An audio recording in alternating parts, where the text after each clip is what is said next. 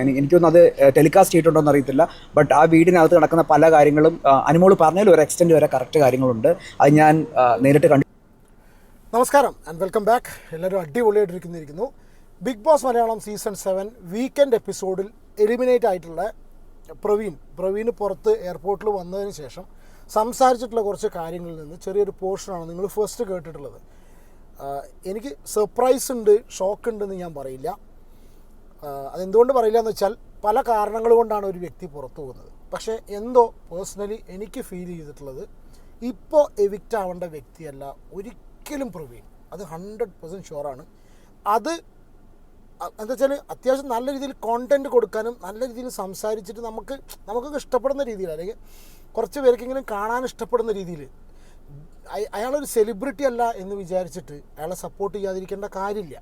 ഞാൻ എന്തുകൊണ്ടാണ് പറയാൻ വെച്ചാൽ അയാൾ പുറത്തിറങ്ങിയ സമയത്ത് പ്രവീൺ സംസാരിച്ചിട്ടുള്ള കാര്യങ്ങൾ വളരെ വ്യക്തമായിട്ട് പറയുന്നത് ശരിയോ തെറ്റോ ആയിക്കോട്ടെ. ഞാൻ ഉദ്ദേശിച്ച് പല ആൾക്കാർക്കും ശരിയായിരിക്കാം, പലർക്കും അത് തെറ്റായിരിക്കാം. പക്ഷേ അയാൾ പറഞ്ഞിട്ടുള്ള കാര്യങ്ങൾ വളരെ കൃത്യതയോടുകൂടി കുറച്ച് കാര്യങ്ങൾ അയാൾ അവതരിപ്പിച്ചിട്ടുണ്ട്. എനിക്കെന്തോ അതിനോട് ആ കാര്യങ്ങൾ കേട്ട സമയത്ത് ചെറുതായിട്ട് എന്തൊക്കെയോ അതിൽ സംഭവം ഉണ്ട് എന്നുള്ളതും അതിവിടെ സംസാരിക്കണം എന്നുള്ളതും തോന്നി. ഫസ്റ്റ് ഇപ്പോൾ പ്രവീൺ സംസാരിച്ചിട്ടുള്ളത് അനുമോൾ ജിസേലിൻ്റെയും ആര്യൻ്റെയും ബന്ധത്തെക്കുറിച്ച് സംസാരിച്ചിട്ടുള്ളൊരു കാര്യമാണ്. കോമണറായിട്ട് പുറത്തുനിന്ന് ഉള്ളിൽ കയറിയൊരു വ്യക്തി, അതായത് പുറത്ത് നമ്മളെപ്പോലെ എല്ലാ കാര്യവും, നമ്മളെപ്പോലെ അല്ല, അതിനേക്കാളും കൂടുതൽ, പ്രത്യേകിച്ച് ബിഗ് ബോസിനകത്തേക്ക് പോകാൻ പ്രിപ്പയർഡ് ആയിരിക്കുന്ന ഒരു വ്യക്തി എന്ന് പറയുന്ന സമയത്ത് പുറത്തുനിന്ന് ഇത്രയധികം കാര്യങ്ങൾ കണ്ടിട്ട് ഉള്ളിൽ ചെന്ന് കഴിഞ്ഞതിന് ശേഷം അവരവിടെ റിയൽ ലൈഫിൽ അവരെന്ത് ചെയ്യുന്നു, അവർ ആ ഹൗസിൽ റിയലി ആ ഹൗസിൽ എന്ത് ചെയ്യുന്നു എന്നുള്ളത് നേരിട്ട് കണ്ടതിന് ശേഷം അയാൾ പുറത്തിറങ്ങിയിട്ട് പറഞ്ഞൊരു കാര്യമാണ് എനിക്ക് പേഴ്സണലി ഫീൽ ചെയ്തിട്ടുള്ളത്. ഒരു പുറത്താക്കപ്പെട്ട അല്ലെങ്കിൽ എവിക്റ്റ് ചെയ്യപ്പെട്ട ഒരു വ്യക്തിയുടെ ഫ്രസ്ട്രേഷൻ എവിടെയോ പ്രവീണിനുള്ള പോലെ എനിക്ക് ഫീൽ ചെയ്തിട്ടില്ല കേട്ടോ. ചിലപ്പോൾ നിങ്ങളുടെ അഭിപ്രായം എന്തായാലും നിങ്ങൾ കമൻറ്റ് ചെയ്യണേ. ഈ ഹൗസിൽ നടന്നിട്ടുള്ള പല കാര്യങ്ങൾ റിലേറ്റഡ് ആയിട്ട് പ്രവീൺ പറഞ്ഞിട്ടുള്ള കാര്യങ്ങളാണ് ഞാൻ ഈ ഒരു വീഡിയോയിൽ നോക്കുന്നത്. ഒന്ന്, ബഹുമാനക്കുറവ്, ആദില നൂറ വിഷയമുണ്ട്. പിന്നെ വളരെ ഇമ്പോർട്ടൻ്റ് ആയിട്ട് അഭിഷേക് ശ്രീകുമാർ അതിനുള്ളിൽ കയറിയതിന് ശേഷം മാറ്റം വന്നിട്ടുള്ള വേദലക്ഷ്മിയുടെ കാര്യം. അത് വളരെ കൃത്യമായിട്ട് അതിനുള്ളിൽ നിന്നൊരാളാണ് പറയുന്നത്. ഇനി പുറത്തുനിന്ന് അഭിഷേകം ഇനി ആര് വന്ന് എന്ത് മെഴുകിയിട്ടും കാര്യമില്ല എന്ന് എനിക്ക് തോന്നുന്നു. അല്ലെങ്കിൽ കൗണ്ടർ ചെയ്ത് തെളിയിക്കാൻ അഭിഷേകിന് ഇത് വേണം. അത് ഞാൻ പറഞ്ഞത് എന്താ സംഭവം എന്നുള്ളത്.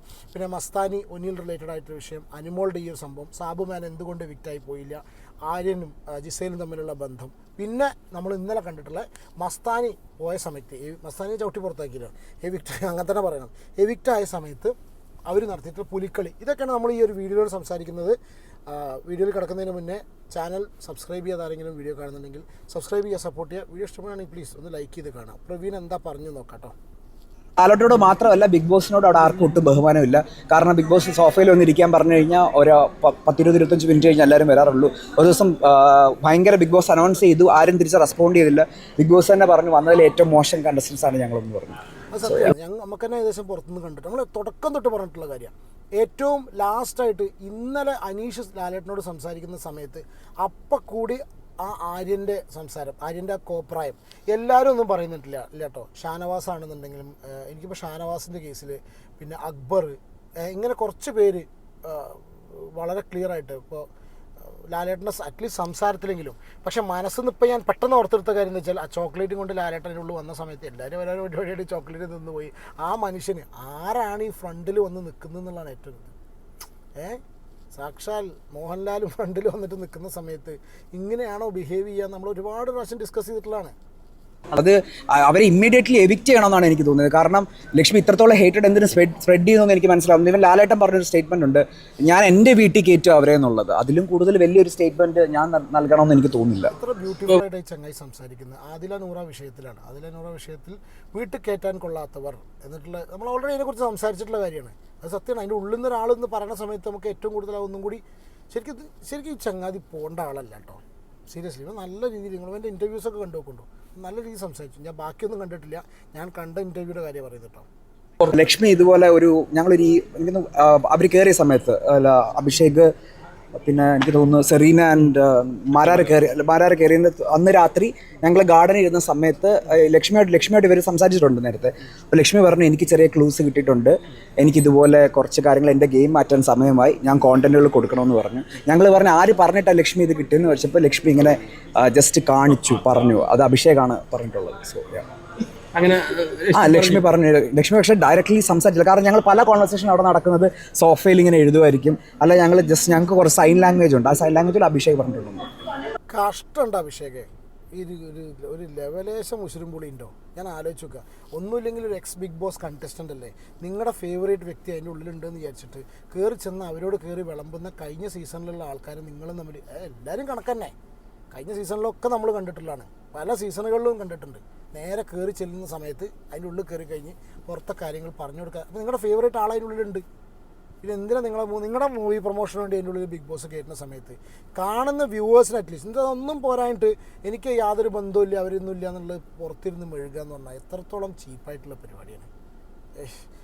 അനുമോളോട് പറഞ്ഞിട്ടില്ല, ഞാൻ ഓൾറെഡി ഇതിനെക്കുറിച്ച് വീഡിയോ ചെയ്തിട്ടുണ്ട്. അനുമോളോട് പറഞ്ഞിട്ടുള്ള സംഭവം, അതായത് പാവയുടെ കാര്യം, പ്ലാച്ചിയുടെ കാര്യം, ഇത് ബിഗ് ബോസ് കാണിച്ചു. പക്ഷേ എനിക്കൊന്ന് വളരെ എല്ലാ കാര്യവും വളരെ വ്യക്തമായി പറഞ്ഞു കൊടുത്തിട്ടുണ്ടായിരിക്കും. കാരണം അതിനുശേഷമാണ് ലക്ഷ്മിയിൽ ഈ ഒരു കാര്യമായിട്ടുള്ള പ്രകടമായ മാറ്റം ഉണ്ടായിട്ടുള്ളത്. മസ്താനി ഒരിക്കലും കോണ്ടന്റിന് വേണ്ടി ചെയ്തൊരു പരിപാടിയല്ല ഒനിയിൻ്റേത്. മസ്താനിക്ക് അങ്ങനെ ഒരു ഗുഡ് ടച്ചോ ബാഡ് ടച്ചോ ഫീൽ ചെയ്തു. അത് സംസാരിക്കണം എന്നുള്ള രീതിയിൽ വളരെ ക്ലോസ് ഫ്രണ്ട് എന്നുള്ളൊരു ലക്ഷ്മിയോട് സംസാരിച്ചു. പക്ഷേ ലക്ഷ്മി അത് കോണ്ടന്റായിട്ട് മാറ്റിയതാണ്. അതല്ലായിരുന്നു ആ വീട്ടിൽ അത്രയും വലിയൊരു, അത് രാത്രി എനിക്ക് തോന്നുന്നു ഒരു 12:30 ഒരു 1:30 2 മണിയായി, I don't remember the time. ആ സമയത്താണ് ഏറ്റവും വലിയ ഫൈറ്റ് ആക്കിയത്. അത് ലക്ഷ്മിയാണ് അത് അത്ര എലിവേറ്റ് ചെയ്ത് കൊണ്ടുപോയത്. ഈ വിഷയം ഞാൻ പറഞ്ഞിരുന്നു. കാരണം എന്താണെന്നറിയോ, പിന്നെ എനിക്ക് ചെറിയ സംശയം തോന്നിയിരുന്നു, എൻ്റെ വീഡിയോയിലും പറഞ്ഞിരുന്നു. എനിക്ക് ചെറിയ സംശയമുണ്ട്. കാരണം മസ്താനിയാണോ ഇതിൻ്റെ പുറകെ ഉണ്ടായിരുന്നിട്ടുള്ളത്? കാരണം മസ്താനി പക്ഷേ ചിലപ്പോൾ നമ്മൾ ഈ പലരും ഇങ്ങനെ സംസാരിച്ചു, പ്രേക്ഷകർ ഇതുപോലെ എടുത്തത് കൊണ്ടായിരിക്കാം പെട്ടെന്ന് മസ്താനി പോയതുണ്ട്. കാരണം ചെറിയ ഒനിയിലിനെ മനഃപൂർവ്വം കൊടുക്കാൻ വേണ്ടി എനിക്കെപ്പോഴും അത് സംശയമുണ്ട്. ഇപ്പോൾ പ്രവീൺ പറയുന്നുണ്ട് മസ്താനി അല്ല എന്ന് പറയുന്നത്. ഒരു പക്ഷേ ഇപ്പോൾ പ്രവീണിന് മനസ്സിലാക്കാൻ കഴിഞ്ഞിട്ടില്ല, നമുക്കറിയില്ല. എനിക്ക് പേഴ്സണലി ഈ കാര്യത്തിൽ ഇപ്പോഴും സംശയമുണ്ട്. മസ്താനി മനഃപൂർവ്വം ലക്ഷ്മി രണ്ടുപേരും കൂടി കൂടിയിട്ട് ഉണ്ടാക്കി. കാരണം അല്ലെങ്കിൽ പിടിക്കുന്ന സമയത്ത് ചിരിച്ചു, പിന്നെ ഇരുന്ന് വർത്തമാനം പറഞ്ഞു, പിന്നെ രാത്രി സംസാരിക്കുന്ന സമയത്ത് എന്തെങ്കിലും ഈ പറഞ്ഞിട്ടുള്ള പ്രവീൺ പറഞ്ഞ പോലെ എഴുതി കാണിക്കുക ആംഗ്യഭാഷ ഈ ഒരു രീതിയിൽ ചെയ്യുന്ന ആൾക്കാർ തമ്മിൽ എന്തെങ്കിലും ഒരു ആംഗ്യഭാഷയിൽ പറഞ്ഞിട്ടുണ്ടാവാം. അനുമോൾ കുറച്ച് എക്സ്റ്റെൻറ്റ് വരെ ഫേക്കാണ്. ഞാൻ അനുമോളോട് തന്നെ മുഖത്ത് നോക്കി പറഞ്ഞിട്ടുണ്ട്. അനുമോൾ ഒരു കുലസ്ത്രീ പരിവേഷമൊക്കെ ഇടുന്നുണ്ട്. ഇവൻ അത് ഞാൻ മുഖത്ത് നോക്കി പറയുന്നുണ്ട്. മാത്രമല്ല അനുമോളോട് ഞാൻ എപ്പോഴും കളിയൊക്കെ വിളിക്കും വെനമോൾ എന്ന്. കാരണം അനുമോൾ എവിടെയൊക്കെ കിട്ടുന്നുണ്ട് അവിടെ എല്ലാം ഒന്ന് ചീറ്റാൻ നോക്കുന്നുണ്ട്. പക്ഷേ സ്റ്റിൽ അങ്ങനെയൊക്കെ പറഞ്ഞാൽ എനിക്കൊരു ടോം ആൻഡ് ജെറി വൈബാണ് അനുമോളോട് ഫീൽ ചെയ്തിട്ടുള്ളത്. ഇപ്പം നിങ്ങൾ വൈൽഡ് കാർഡ് ഈ അനുമോളുടെ കേസും ഞാൻ ഇതന്നെ പറഞ്ഞിട്ടുള്ളൂ. അതായത് ഇതന്നെ പറഞ്ഞിട്ടുള്ളൂ പറഞ്ഞാൽ ഒരു ഭാഗത്ത് ഇങ്ങനെ മാറിയിരുന്നത് കുലസ്ത്രീ പരിവേഷം എന്നെ സംബന്ധിച്ച് വിഷയമല്ല കേട്ടോ. ഞാൻ രണ്ടു പേർക്കും വേണ്ടി സംസാരിക്കുന്ന ആളാണ്. കാരണം വെച്ചാൽ നമ്മുടെ നാട്ടിൽ വിവിധ തരം ആൾക്കാരുണ്ട് ഈ കുലസ്ത്രീ പോലെ നടക്കുന്ന. I don't know what is കുലസ്ത്രീ ഓൾസോ. എനിക്ക് അതിൻ്റെ പരിപാടി ഡെഫിനിഷൻ അറിയില്ല. ഇവർ പറഞ്ഞു കേട്ടൊരു ഞാനും പറയുകയാണ്. അപ്പോൾ പഴയ ചിന്താഗതിയാണ് ഉദ്ദേശിക്കുന്നതെങ്കിൽ അങ്ങനെ കുടുംബം എന്നൊക്കെ കണ്ടീഷനിൽ അങ്ങനെ ചിന്തിക്കുന്നവരുണ്ട്. അവരുടെ ഇടയിൽ നിന്ന് തിരഞ്ഞെടുത്തിട്ടുള്ള ഒരാളാണ് അനുമോള്. അപ്പോൾ അങ്ങനെ അനുമോൾ ചിന്തിക്കുന്നതിൽ തെറ്റെന്ന് ഞാൻ ഒരിക്കലും പറയില്ല. അനുമോൾ ചിന്തിക്കുന്നത് തെറ്റാണെന്ന് ഒരിക്കലും പറയാൻ ആരും ഇവിടെ ആളല്ല. റീസൺ എന്താ വെച്ചാൽ അതുപോലത്തെ വ്യക്തികളും നമ്മുടെ സമൂഹത്തിലുണ്ട്. അങ്ങനെ ചിന്തിക്കുന്ന അങ്ങനെ കരുതുന്ന ആൾക്കാരുണ്ട്. പാതില നൂറ വിഷയത്തിൽ ചിന്തിക്കുന്ന ആൾക്കാരുണ്ട്. അവർ തെറ്റാണ് എന്നല്ല പറയുന്നത്. തിരുത്താം. നമ്മൾ ഓരോ ദിവസം പോകുന്നതോ ഓരോ സിറ്റുവേഷൻ വരുന്ന സമയത്ത് തിരുത്താൻ പറ്റുന്ന കാര്യങ്ങൾ നമുക്ക് തിരുത്താം. അങ്ങനെ ആ രീതിയിൽ വേണമെങ്കിൽ പ്രസൻറ്റ് ചെയ്യാം. അല്ലാണ്ട് അനുമോൾ കംപ്ലീറ്റ് ആയിട്ട് നമുക്ക് ഇഷ്ടപ്പെടുന്നില്ല, അത് നമുക്ക് പറയാനുള്ള അധികാരമുണ്ട്. അല്ലെങ്കിൽ നമ്മുടെ ഐഡിയോളജി ആയിട്ട് മാച്ച് ചെയ്യുന്ന ആൾക്കാർ അതിൻ്റെ ഉള്ളിലുണ്ട്. വേണമെങ്കിൽ അവരെ സപ്പോർട്ട് ചെയ്യാം, അനുമോളെ സപ്പോർട്ട് ചെയ്യാതിരിക്കാം.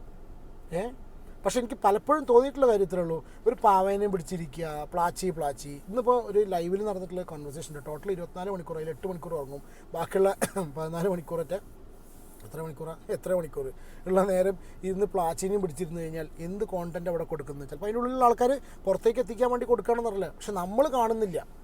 മറ്റുള്ളവരൊക്കെ ഇഷ്യൂസ് ഉണ്ടാക്കി. ഞാൻ തന്നെ ഇപ്പോൾ സത്യം പറയും, ഞാൻ ഒരുവിധം എല്ലാ കാര്യങ്ങളും ബിഗ് ബോസിൽ എടുത്ത് പെറുക്കി സംസാരിക്കുന്നത്, അരിച്ച് പെറുക്കി സംസാരിക്കുന്ന ആളാണ്. ആ സംസാരിക്കുന്നതിൽ കാര്യപ്പെട്ടുള്ളൊരു സാധനം ഇപ്പോൾ അടുത്ത അക്ബറിനായിട്ടുള്ളത് മാത്രമേ ഉള്ളൂ. അത് ചെറിയൊരു നിമിഷത്തെ ഫൈറ്റ്. അല്ലാണ്ട് ഒരു മൈൻഡ് ഗെയിമിൽ തിങ്ക് ചെയ്തിട്ട് മൈൻഡ് ഗെയിമിൽ തിങ്ക് ചെയ്യാൻ പറ്റിയ ഒരുത്തനും അതിൻ്റെ ഉള്ളിലില്ല. ഭയങ്കരമായിട്ട് തിങ്ക് ചെയ്തിട്ട് കളിക്കേണ്ട രീതിയിലുള്ള ഒരു സംഗതിയൊന്നും അതിൻ്റെ ഉള്ളിൽ ആരും ഇല്ല. അപ്പോൾ അനുമോളുടെ ഭാഗത്തുനിന്ന് അങ്ങനെയൊന്നും വരുന്നില്ല. ചിന്തിച്ചിട്ട് ഇതെങ്ങനെ അതങ്ങനെ. ഇന്നിപ്പോൾ റെനേൻ്റെ വിഷയത്തിൽ എന്തൊക്കെയാണ് പറയണ്ടത് ഞാൻ പിന്നെ അടുത്തൊരു വീഡിയോ ആയിട്ട് ചെയ്യാം. കാരണം അൺഡിസേർവിംഗ് ആയിട്ടുള്ള ആൾക്കാർ ഇപ്പോഴും ആ വീടിനകത്തുണ്ട്. ഇവൻ വൈൽഡ് കാർഡിൽ നിന്ന് വന്ന ആൾക്കാർ ഞാൻ മുമ്പ് പറഞ്ഞ പോലെ തന്നെ സബുമാൻ ഞാൻ ആ വീട്ടിൽ കണ്ടിട്ടില്ല.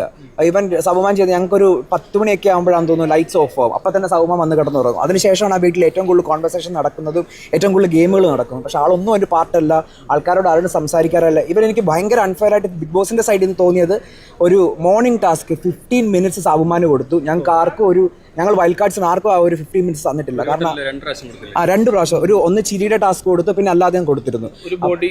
ബോഡി കാണിക്കുന്നത് ആ ടാസ്കിൽ നിങ്ങളത് ഔട്ട് എങ്ങനെ വന്നതെന്നുള്ളതൊന്നും ഞാൻ എപ്പിസോഡ് കണ്ടിട്ടില്ല.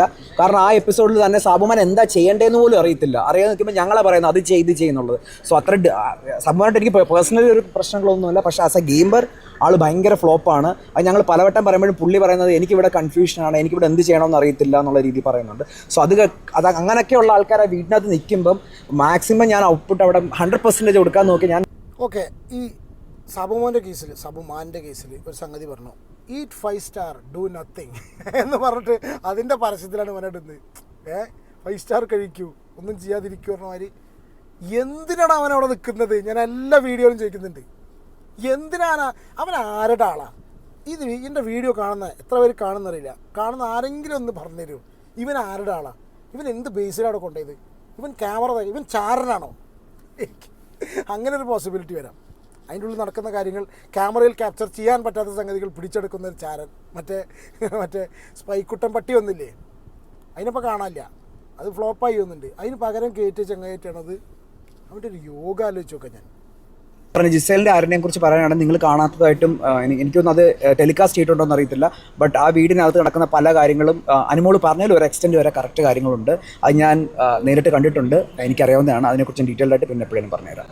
ശരി, അപ്പോൾ അത് ബിഗ് ബോസ് ഒതുക്കിയതായിട്ട് തോന്നുന്നു. അപ്പം ശരിയെങ്കിൽ ഞാൻ പൊക്കോട്ടെ. അത് ബിഗ് ബോസിന് ഇല്ല, എനിക്ക് തോന്നുന്നില്ല അത് ഞാൻ എങ്ങനെ അത് ഐ ഡോണ്ട് നോ.